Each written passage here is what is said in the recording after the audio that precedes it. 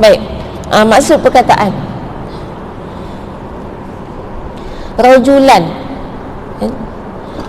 perkataan rajulan ada dalam hadis ni tadi, anna rajulan, anna rajulan, seorang laki, maksud rajulan, seorang laki. Baik, ada pendapat mengatakan bahawa beliau adalah Abu Darda, namanya, nama sahabat Abu Darda, biasa dengar kan. Baik, At-Tabarani telah mengeluarkan sebuah hadis daripada Abu Darda.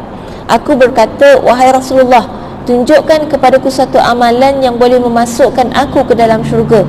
Rasulullah SAW bersabda, jangan marah, bagimu syurga.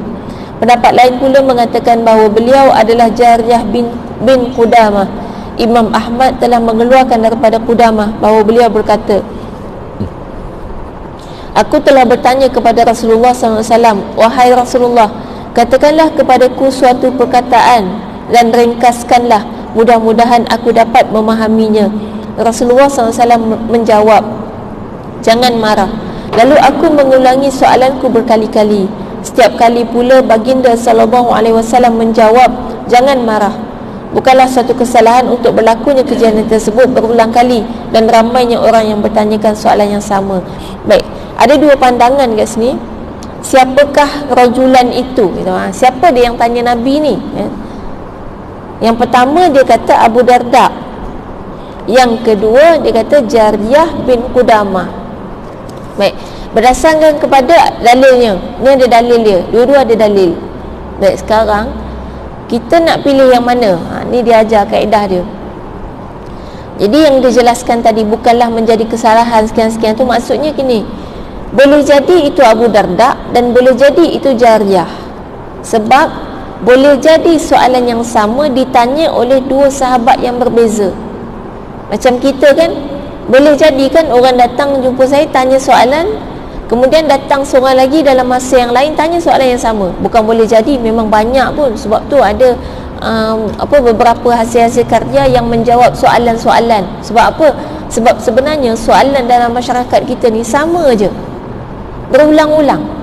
Daripada zaman saya mula awal berdakwah dulu dalam usia 20-an, maknanya dah berbelas tahun lah, beberapa belas tahun ni, soalan dia memang berulang-ulang. Sebab tu akhirnya saya menulis buku juga.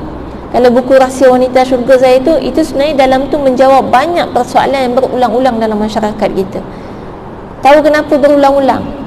Sebab kita adalah manusia yang diciptakan dengan software yang sama daripada zaman Nabi Adam sampai kiamat. Software tahu? Software bahasa komputer. Kita adalah manusia yang sifat dalaman kita, sifat kita tu sama daripada zaman Nabi Adam sampai kiamat. Cuma berbeza zaman, berbeza suasana, itu saja. Tapi kita tetap sama. Sebab itu manusia daripada zaman Rasulullah SAW sampai kiamat itu mampu menghafal Quran 30 juzuk. Sebab softwarenya sama, software otaknya sama. Kita mampu untuk belajar dan memahami Quran.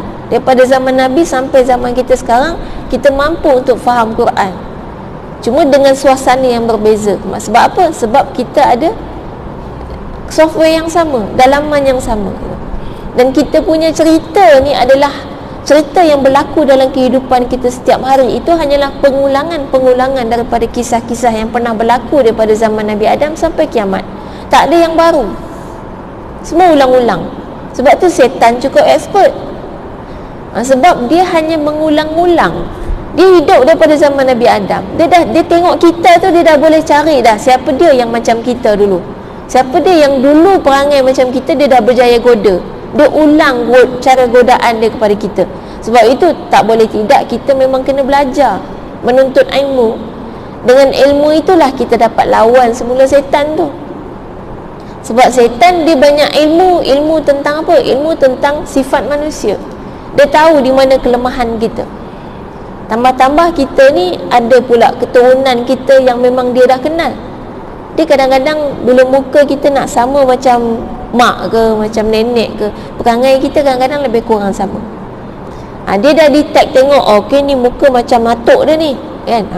Ni mesti perangai lebih kurang atuk dia. Atuk dia check balik, dia keluarkan balik dia punya buku-buku eksperimen dia, kan? Dia punya data-data lama tu dia keluarkan balik. Dulu kita pernah goda atuk dia cara macam mana. cara itulah kita akan goda dia balik, sebab dulu dah berjaya.